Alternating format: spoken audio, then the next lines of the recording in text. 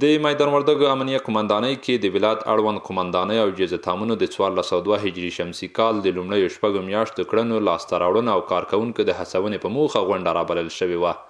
په یاده غونډه کې د دغه ولایت مسؤلینو وویل چې اوس د دې وخت را رسېدلی ترڅو په اداري برخه کې هم ځانونه نړیوالو ته ثابت کړو او له ټولو یې غوښتنه وکړه ترڅو له ملت سره ښه چلند وکړي. مجاهد باید د جهاد په وخت کې ښه مجاهد وي، شجاع مجاهد وي، او د دعوت په وخت کې ښه داعی وي، د خدمت په وخت کې ښه خادم وي.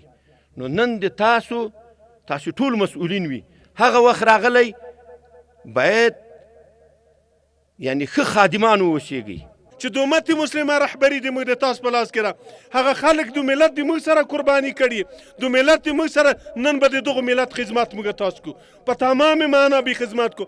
کوم مسؤلین الحمدلله کوم نن سبان چې غلي په ولسوالیو کې بعد د خدمت آماده وي.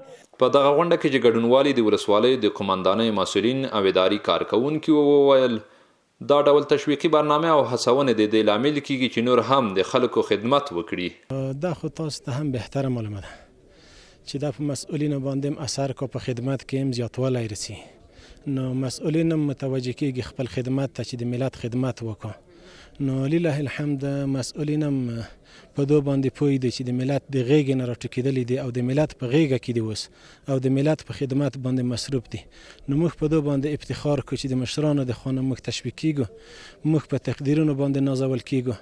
نو نور هم د موږ د خدمت طرف ته توجه راوړي. د ویلو ده چې د اسلامي امارت پر راتګ سره د میدان وردګ ولایت امنیه قومندانۍ اړوند ادارو کې د کارونو د ښه ترسروي لپاره سروېګانې ترسره کیږي ترڅو هغه کسان چې ښې کړنې ترسره کوي مکافات او لا زیات وهڅول شي.